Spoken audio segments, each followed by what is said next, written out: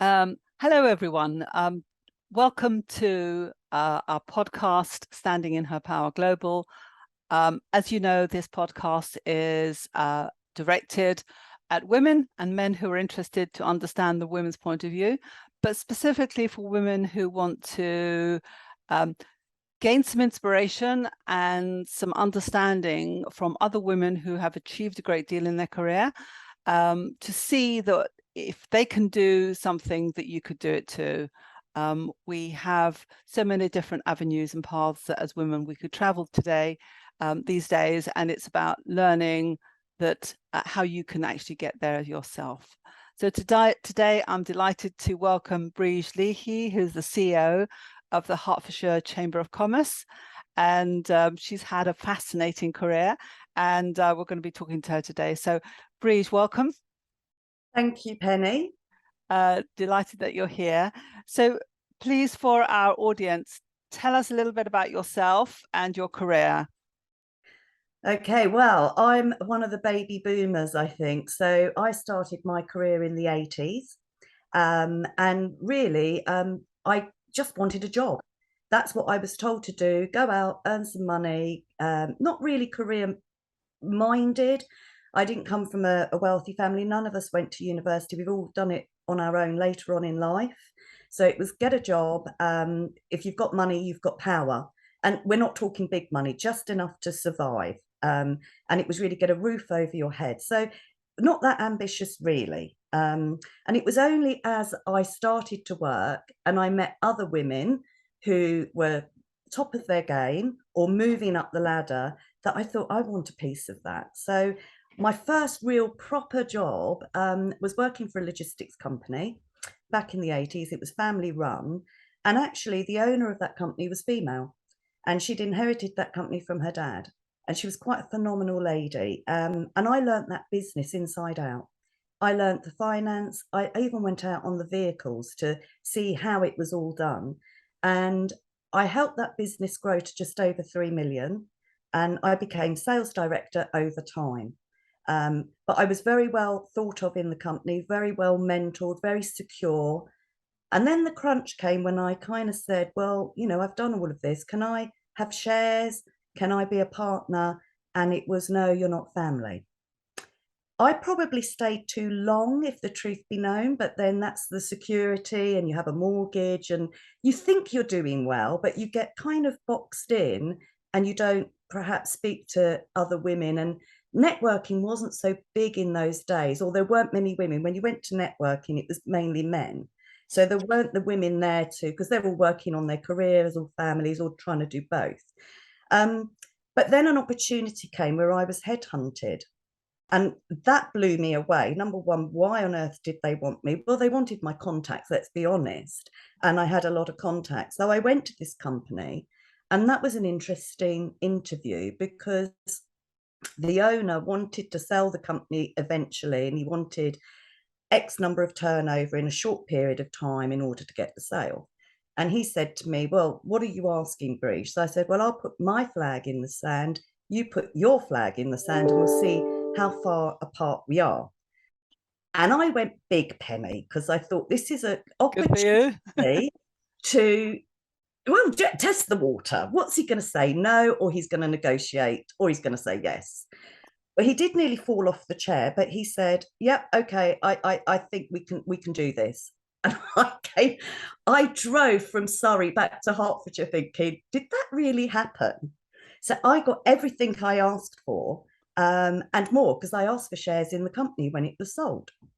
Now, this was my first board job. So I was going into the boardroom, and I hadn't got a Scooby-Doo. Not really. I'd kind of oversold myself, but I thought, well, I can learn on the job on the way. And if I last a year, I'm in. And I can remember sitting in that boardroom, only female. And of course. Only female. And that was a bit of a shock for some of them. But over time, they all warmed to me because I actually did what I said I was going to do, which was to bring the revenue in. But there's some funny things like, they put a screen up in this gorgeous boardroom. And I can remember they were talking about EBIT, and I didn't even know what that was. I Googled that.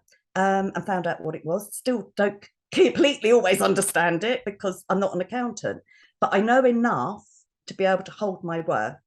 And over time, 6 years I spent with them till the company was sold. And a bigger company is so much different than a smaller company. I was in a little family before. And so I was in this company that, I don't know, 300 people, spread all over the UK. Met some really good people in that company as well.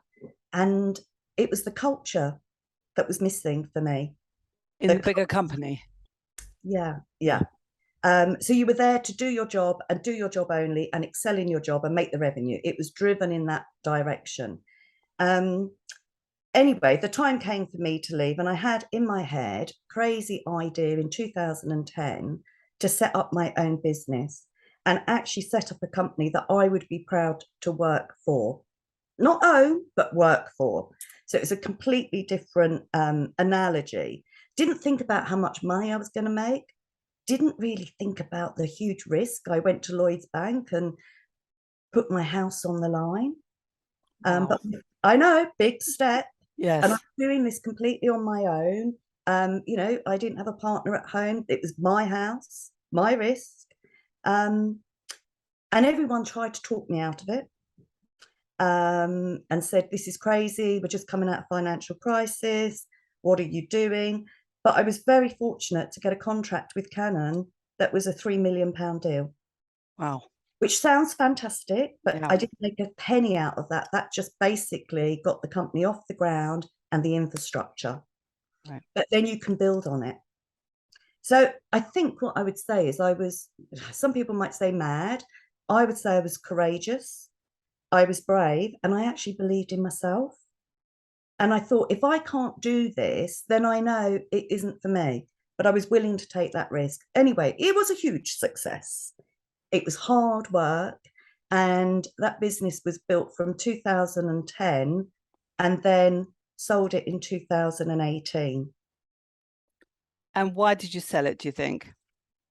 Oh, that was because I had so many people who wanted it. Okay, that's a great. Yeah, it wasn't in the plan.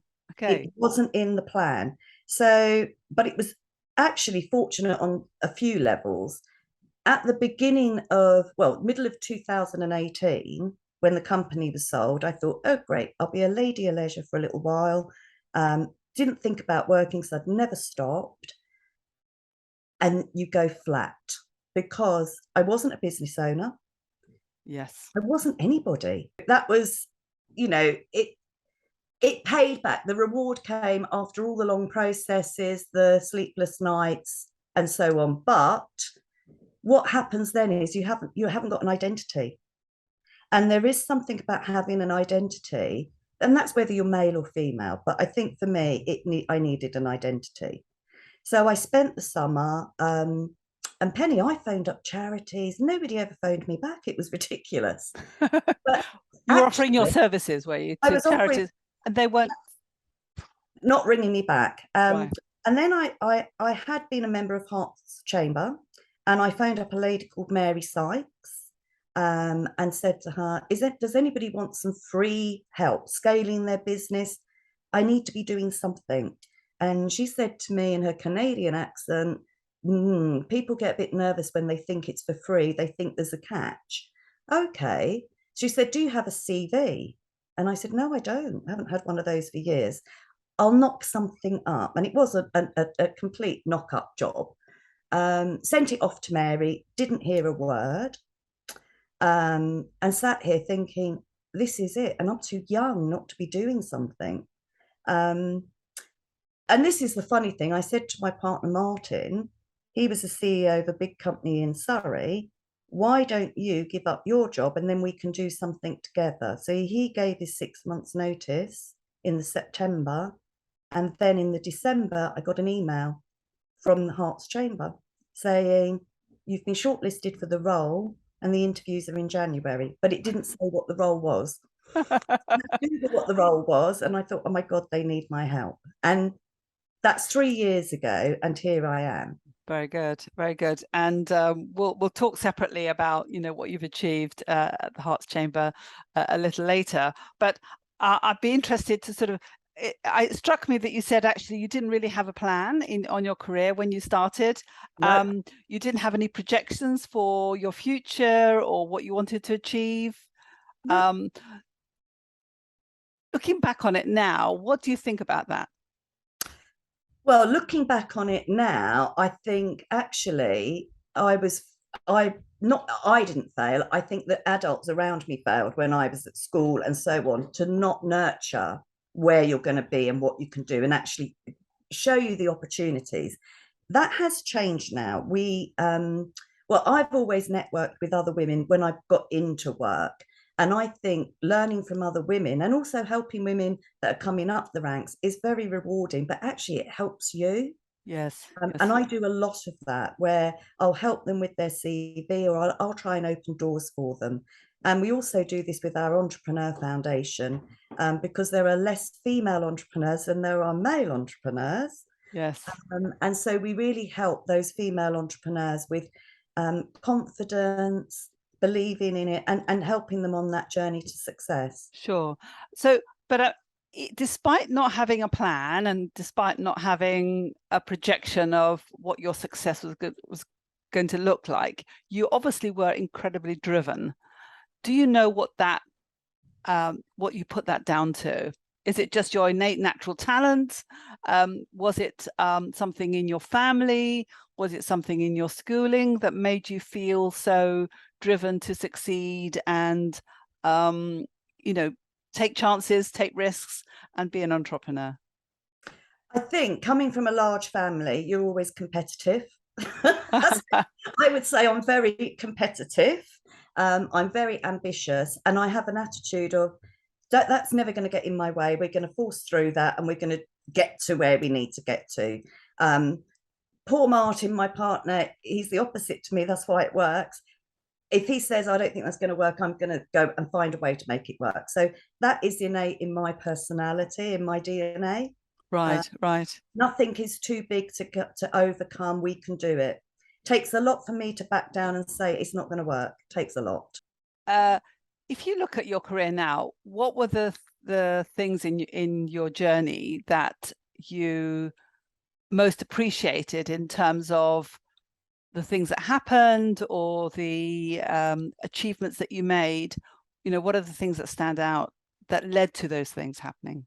Okay, so I think it is sheer hard work as well as talent. Mm-hmm. And I'm not going to apologize for having talent. I think many people do. It takes hard work, it does take talent, and it does take a self-belief.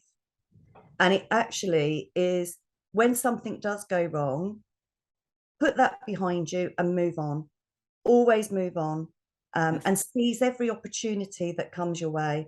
Yes. Even if you think it's too big for you, the chances are it's just been written in a way that sounds too big for you. When you're actually in it, you then realize, gosh, this is a piece of cake. I could do Sometimes, this. yeah, some things look like they're going to be too big, the way it's been written.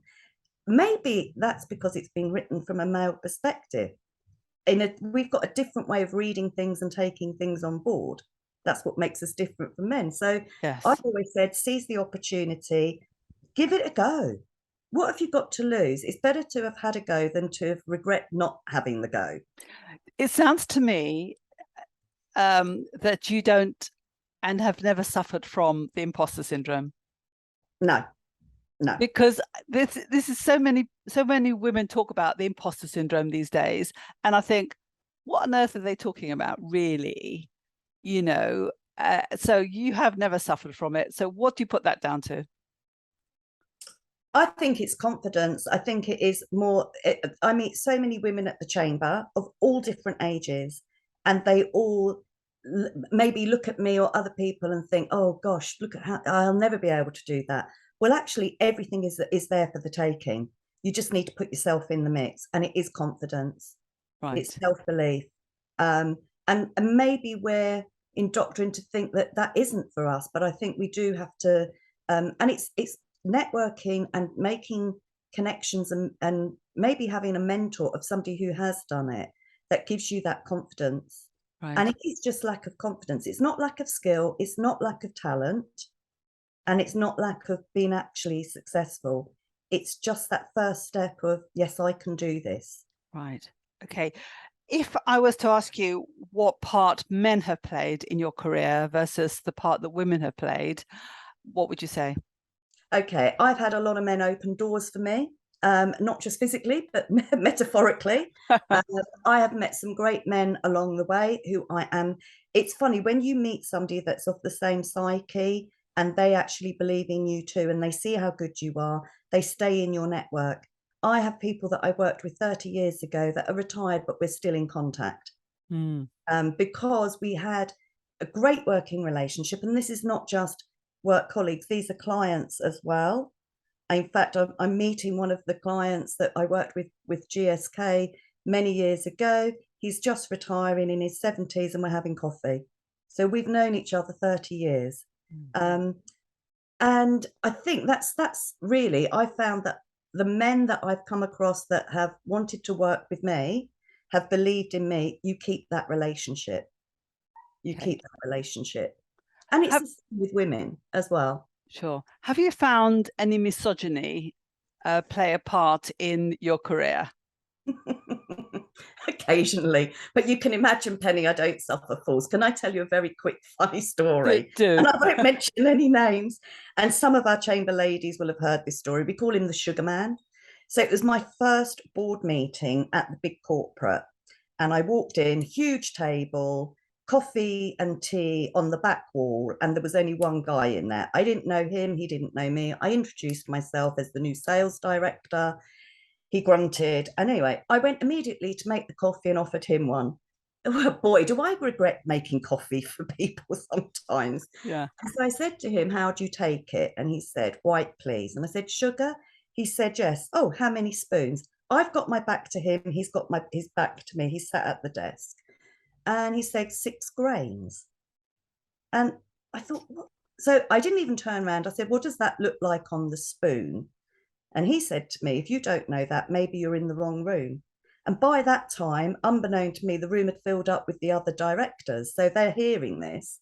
And what do you think I did, Penny?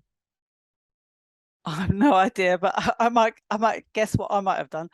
I put 6 large heaped spoons in the coffee. I gave it a lovely stir and I stuck it in front of him, and then I sat down. The board meeting started, but my focus was on that cup, waiting for him to take a sip, which he did.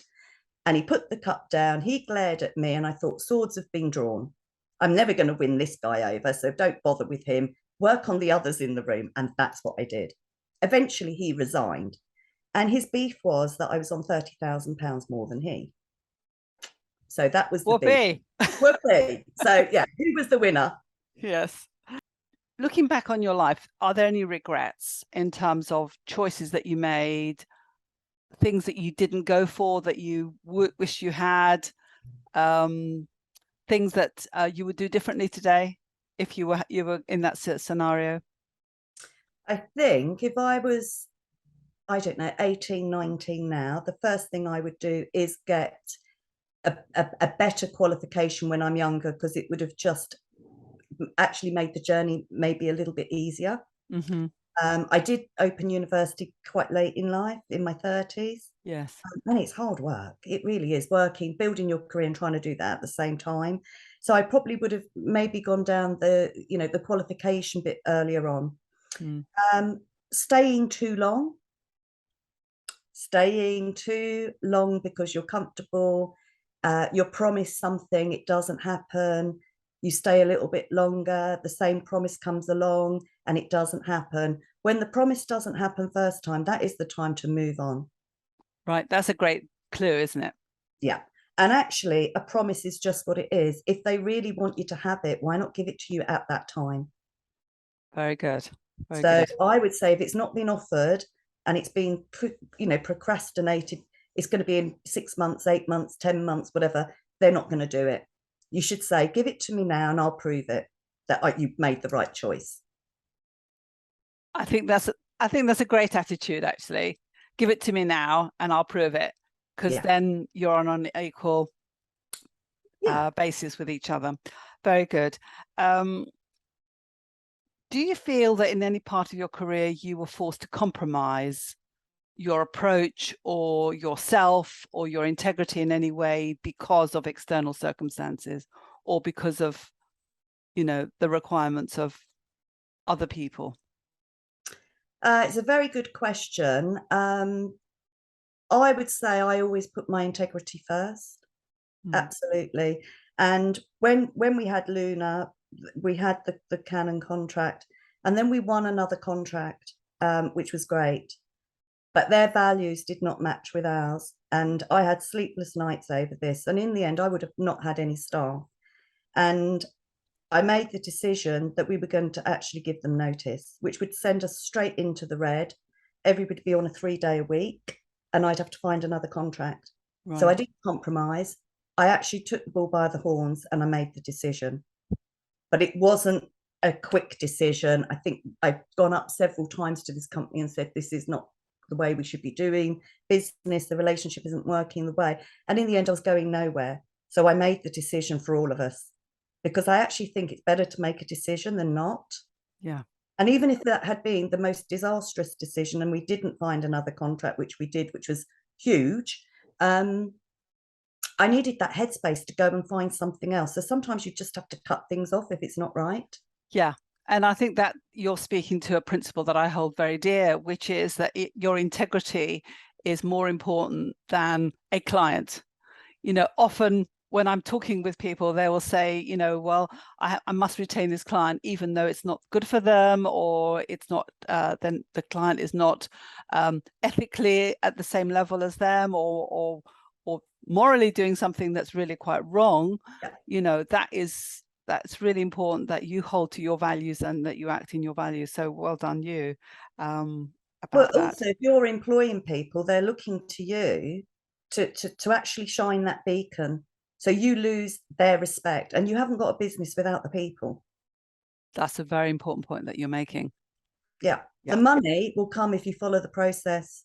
Yeah. But if you don't actually have your people behind you, you're not going to make any money.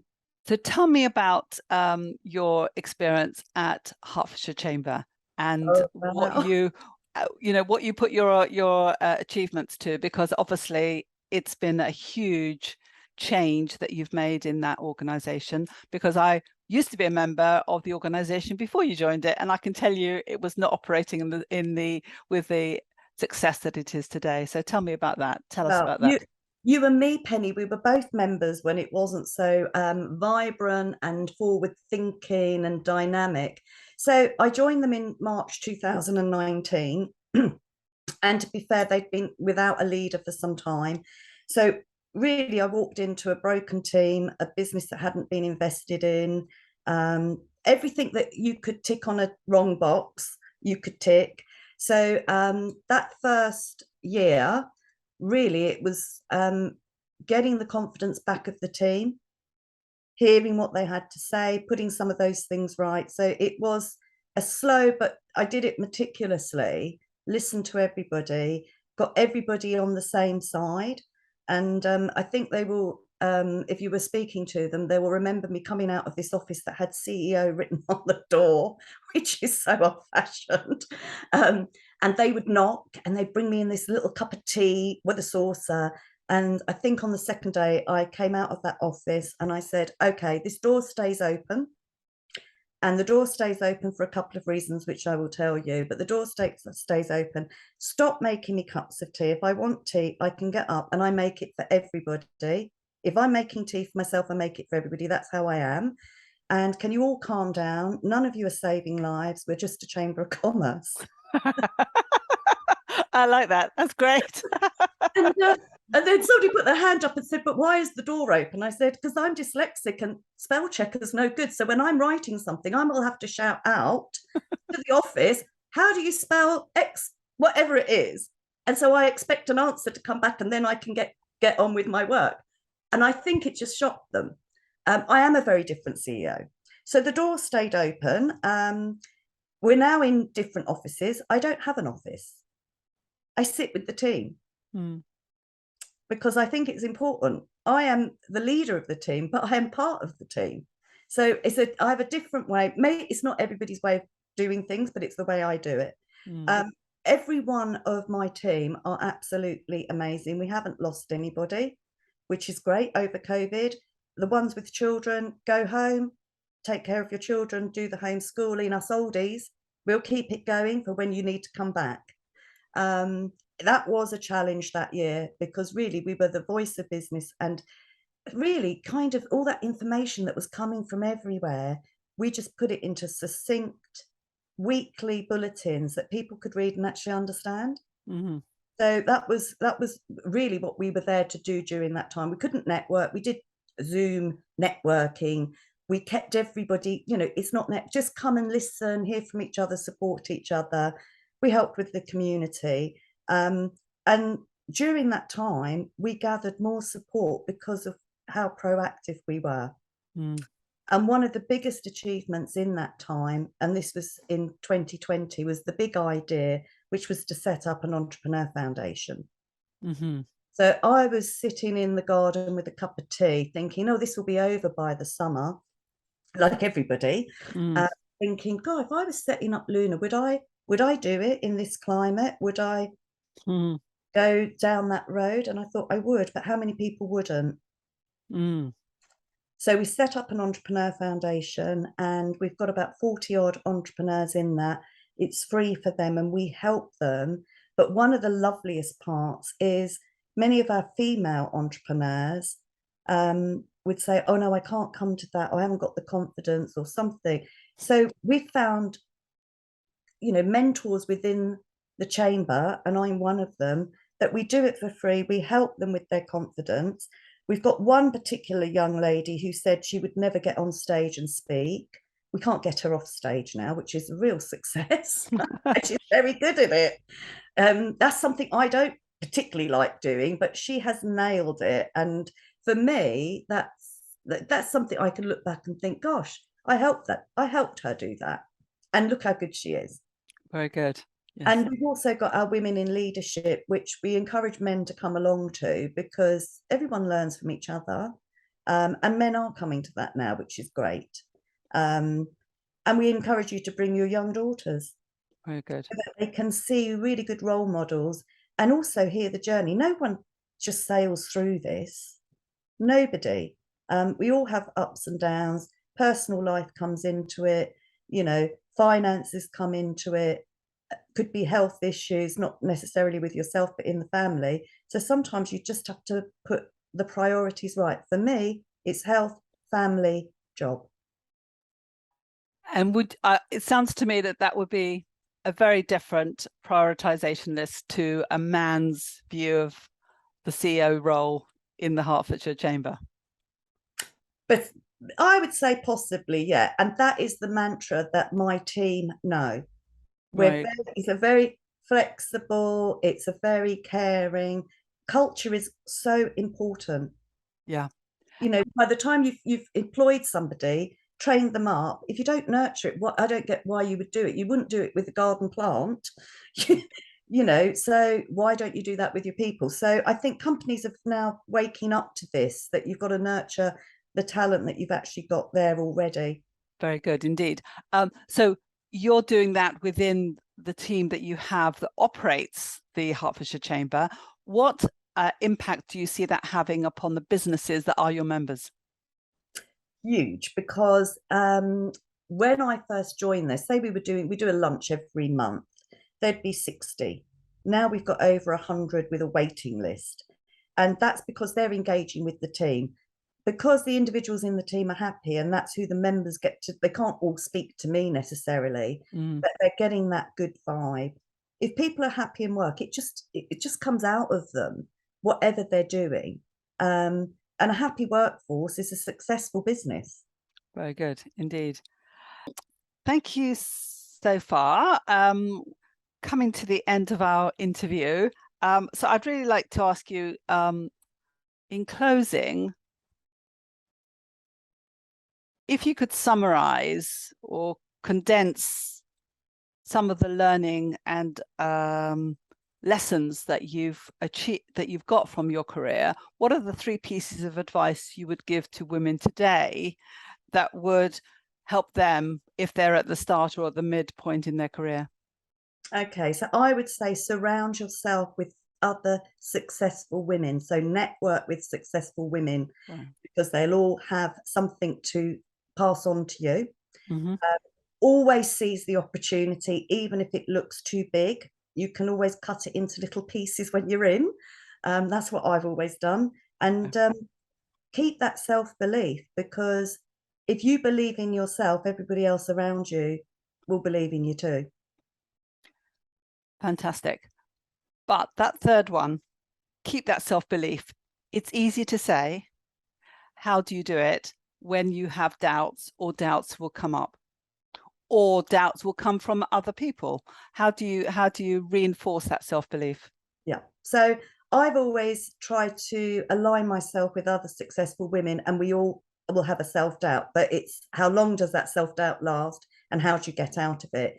If you have other women, mentors, to guide you along, you all help each other. And it can also be men. It doesn't always have to be women, but if you're looking at a role model, it would be a woman.